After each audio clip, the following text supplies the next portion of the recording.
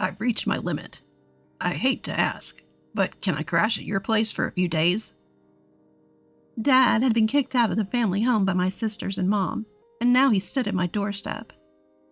Seeing Dad, who had always been so strong, talk about reaching his limit, I blamed myself. "I'm sorry, Dad." In that moment, as I tried to apologize for my inability to help alleviate his suffering, my husband Ethan spoke up. "Let's live with your father-in-law." "Are you sure?" I turned to Ethan, surprise evident in my voice. Dad, too, could barely hide his shock, his eyes wide open. "My name is Emily. I'm 26 years old. Ethan and I started dating in college, and we got married 2 years ago. Our days are filled with a fulfilling work-life balance. Ethan is my best supporter, always by my side. I never thought I'd find someone who gives me such confidence, let alone marry them. As the youngest of 3 sisters, I grew up in an environment where I could never go against my mom and my sisters. I was always the last one in line for attention from Mom, and also the lowest in rank among my sisters. Every time I voiced an opinion, sharp words would come flying back at me. Over time, I stopped expressing myself and started to suppress my feelings. I bore the treatment of being treated like a servant by my mom and my sisters without complaining. I wanted a boy. When I found out you were another girl, I was so disgusted. Grace and Ashley are enough for girls. You're an unwanted child, and yet here you are in this house. If you want to stay here, you have to work." Mom often belittled me like this. Even if you tell me that, how many times have I swallowed my words, the ones I wanted to say back to her? By the time I entered elementary and middle school, I was in charge of most of the household chores, from preparing meals and doing laundry to getting the bath ready. People around me would praise me, saying, "That's impressive," or "You're so responsible." But I only found joy in that at first. "It's a given that you do all these things," Mom would say with no words of thanks or praise. Instead, I was constantly being reprimanded for my cooking or the way I folded the laundry. The one who kept me going through all this was Dad. Unlike Mom and my sisters, Dad loved me and respected me. As the only man in the family, Dad was not well liked by Mom and my sisters, and his power within the family was as low as mine. But he always stood up for me. "I'm sorry, Emily. You always have to put up with so much. If only we could all live in harmony." Dad would often hold me tight and say these things. Despite his early mornings and late nights for work, Dad would always spend his days off with me, fulfilling Mom and my sister's demands together. And he always listened to my feelings and accepted my words. But my mom and her cohorts didn't seem to like that. "There's no one to protect you today," they'd tell me, pushing more chores onto me. They'd hurl harsh words at Dad too, such as, "For a man, low income." And my sisters would follow their lead, laughing and saying, "Disgusting!" and "Don't open your mouth." So no matter how much Dad tried to be a pillar of support, I was becoming increasingly frail. Noticing my distress, Dad said something to me when I entered high school. "Emily, study as much as you can, then go to college. Leave this house and live on your own. You, Emily, have so many possibilities. There's no need to endure and stay in this house forever. I want you to live your life," my father urged me. At his words, I felt both elated and anxious. At the time, my eldest sister Grace, 6 years older than me, was attending a private university. Ashley, 4 years older, was at a vocational school. Mom would often ridicule Dad for his low income and tell me, "We're poor because he doesn't bring in money, so you should start working once you graduate from high school." Because of this, I believed our family was financially struggling. Despite that, I worried if Dad was pushing himself too hard, telling me to go to college and live on my own. But Dad insisted there's no need to worry about money. "I feel responsible for making you suffer so much. That's why I don't want you to endure any longer." Dad, This is a request from your father. You don't have to worry about anything. Just go to the university you want, study what you want. Find what you love to do. I want you to lead a happy life to make up for the hardship you've been through. I could feel his strong resolve as he gripped my shoulder, his eyes moist with tears. From then on, I devoted myself to the studies I had neglected. Juggling the overbearing instructions from my mom and sisters, I spent all my remaining time studying at my desk. My hard work paid off, and I was accepted into a university. Dad and I embraced each other, sharing the joy of my acceptance. I kept it a secret from Mom and my sisters until the last minute, only announcing my plans to go to college and live alone on the day I was moving.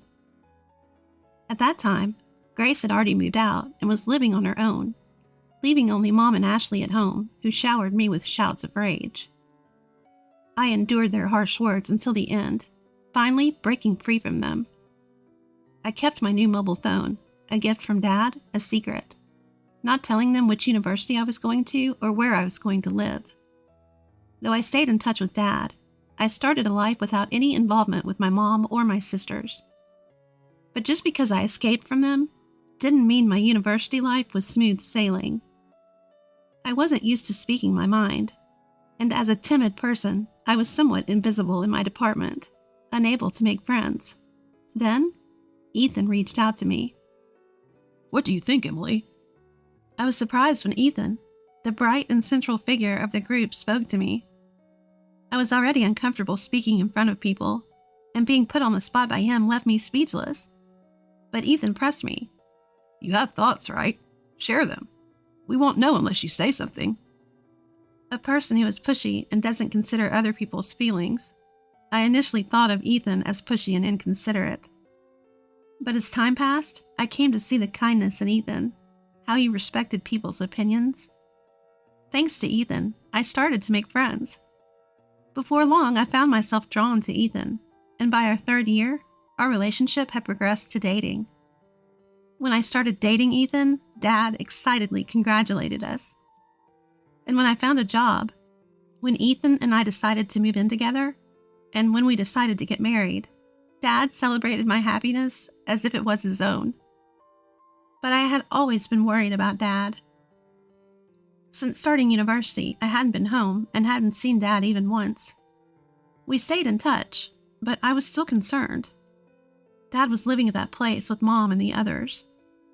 I had no doubt he was still enduring snide comments from Mom and Ashley, still spending his days under their domineering instructions. Dad, I'm happy today because of you. Back then, I was powerless and always needed your help. But things have changed. I'm working now and I'm married. I have someone who supports me. So now it's my turn to help you. Please let me know if you're in any trouble. When I announced my marriage, I told him that. Having learned the importance of expressing my feelings to others since being with Ethan, I was finally able to put into words what I had never been able to tell Dad before. Thank you. Dad replied that way, but until now, 2 years later, Dad never asked me for help. Furthermore, recently, I heard that Grace, who was supposed to be living alone, quit her job and returned to our parents' house. My worry for Dad had only increased. Then one day, the doorbell rang just as I was confiding in Ethan about how worried I was about Dad. December was almost over, and even though it wasn't even 4 p.m., it was already getting dark outside. We had no scheduled deliveries, so we were surprised when we looked at the screen of the intercom. The person shown by the camera was none other than Dad. I rushed to the front door and opened it. Seeing Dad for the first time in 8 years, his cheeks were hollowed out, and there was more white than black in his hair. He looked visibly unwell. I instinctively knew that his sudden visit without any notice wasn't for a casual reason. Dad, what's happened? Please come inside. It must be cold outside. Dad was wearing trousers and a long-sleeve shirt, even in December. This seemed too thin. Why would he be outside dressed like that? But the reason was revealed from Dad's mouth. Dad was kicked out of the house by Mom and the others. They told me to go buy dessert, so I went to the nearby convenience store. But when I came back, the house was locked. I asked them to open up, but they told me not to come back and didn't let me in. What? I left the house without my phone or jacket, but I waited for several hours and they didn't seem to let me in. As Dad rubbed his cold body, he told us about what happened that day. I quickly made some hot tea and gave it to Dad. Dad held the cup of tea with both hands to get warm and muttered softly, I might not be able to go back to that house again. Why? Ever since Grace came back, Mom and the others' attitude got even worse. I was feeling at my limits too, and then they did this to me. I don't even have the energy to go back. I think I should look for a monthly apartment and think about what to do in the future. I'm sorry, but could I stay here for a few days? I'll leave as soon as I find an apartment. I was worried, but I hadn't imagined it was this bad. Dad, who never complained before, was talking about his limits? I'm sorry, Dad. I was about to apologize to Dad for knowing about his troubles and not being able to do anything when... Let's live with your father. Ethan raised his voice. Are you sure? I turned to my husband in surprise. Dad, too, unable to hide his surprise, opened his eyes wide. Sorry for being blunt, especially since we just met, but your father-in-law doesn't look too healthy. I think it would be best if we lived together to help him recover. Everything else can be figured out later, of course, only if he's okay with this. Ethan's suggestion left Dad and I with nothing but gratitude. And so, our new life as a trio began. Just a few days after Dad moved in, our doorbell rang again. All three of us were stunned by the figures displayed on the intercom screen. Mom and my sisters were standing there. Why here? Shocked and bitter past memories made my breath hitch. But I had to face them. I didn't know what they would do next. In a panic, I opened the door. Wow, I didn't expect you to be living in such a fancy place. I thought you were scraping by in some rundown apartment. Hearing Mom's voice after such a long time, all I could feel was resentment. Why are you here? Your father's mobile had your address in it. I had no idea Emily even had a mobile phone. Why would you give him your contact info but not us? Are you honoring the wrong person? Just as before, Grace arrogantly looked down at me. After Mom's words, seeing her like this, Mom smiled satisfied and spoke again. Well, never mind. Is your father here? We're having some trouble without him. Even though she said they were in trouble, there were no signs of actual distress. All three of them were smirking. In trouble? But you're the ones who kicked him out. You've become quite sassy, haven't you? So he is here. Move aside. No. I yelled at Mom and her group. Mom's typical overbearing tone and her condescending remarks about me fueled my irritation. It would have been impossible in the past, but I had changed, all thanks to Ethan. However, Mom's irritation became apparent as she raised her voice. When did I ever give you permission to talk back? Just move. You can't even listen to what I say. I'm not the same person I used to be. I won't be pushed around by you, Mom. I refused firmly. Ethan came up beside me, trying to shoo Mom and the others away. Despite our efforts, Mom and her group wouldn't leave. We repeated, move, and no, until tired of the ordeal or maybe having given up. Mom was the one to break first. That's enough. I don't want to hear any more from you. If you won't move, can you at least let us know when the money will be deposited in our account? It's really annoying that all you can do is put money in, and you can't even do that. I was speechless at Mom's words. How did she think she's been able to live without working? My anger reached its peak. From now on, Dad will be living with us. Dad and I will no longer be pushed around by you guys. Please divorce Dad and stop causing him pain. As I couldn't hold back my words any longer, the response from my mom was something I hadn't anticipated. Don't make it sound like I'm the bad guy. I've been kind enough to stay as a family with a man like him who is low income and can't do a thing. You should be thanking me. What? You're just like your dad, a low-income loser. acting high and mighty, but in the end, all you're doing is licking each other's wounds. I felt like I was about to lose control at Mom's words. I was on the verge of raising my voice, of lashing out, but then my husband spoke. Emily works hard. She's a supervisor, earning a decent wage. I'd appreciate it if you didn't belittle us with comments about licking wounds. As my husband stared down Mom, she retorted, Don't you dare talk back to me. You're an outsider, so stay quiet. That's when Mom turned on Ethan. Dad, who should have been in the living room, was suddenly at my side, addressing Mom. I've heard enough. We can't impose on Emily and Ethan anymore. Let's get a divorce. Dad? At Dad's words, my sisters chimed in with, That's fine. That's fine. We don't need a creepy guy like you. One voice called out. Emboldened by my sisters, Mom agreed. That's fine by me. I was dumbfounded by how quickly things had been resolved, but the peace didn't last long. But there's one condition. Hand over that house to me, then I'll give you your divorce. Mom laid out her demand. Just how greedy could this woman be? But Dad quickly agreed to Mom's demand. Dad, are you sure? I was shocked, but Dad turned to me and smiled. If that's all it takes to get a divorce, it's a small price to pay. He then turned back to Mom, his face serious. I'll do as you ask. Leave for today. I'll come over tomorrow. With that, Dad sent Mom and my sisters home. They continued to belittle me until the end, but I didn't care. I felt guilty for pushing a divorce and causing Dad to lose his home. But Dad patted my shoulder. It's not your fault, Emily. In fact, I'm glad you spoke up. The next day, Dad went back home one last time with the divorce papers.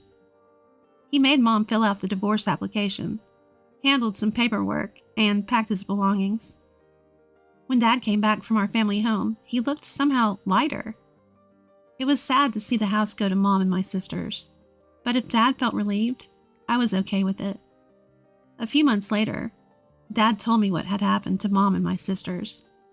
They had taken the family home as part of the divorce settlement and planned to live lavishly by selling it. However, the house was old. The location wasn't great. They couldn't sell the house or land for much, and demolition costs ate into the proceeds. In the end, they were left with almost nothing. Now, without a home or savings, Mom didn't work. Neither did Grace or Ashley have stable jobs. And with Dad gone, the same Dad they ridiculed for his low income status while they leaned on him for living expenses, the trio found themselves in dire straits. They tried seeking help, showed up at our house several times, but we never opened the door to them. Still, they refused to give up, causing commotion at the front porch. I finally had to tell them through the intercom, if you make any more noise, I'll call the cops. That sent them packing. Now it seems they're barely managing, renting an apartment that's too cramped for 3. Even Mom, who never worked before, was seemingly forced to get a job.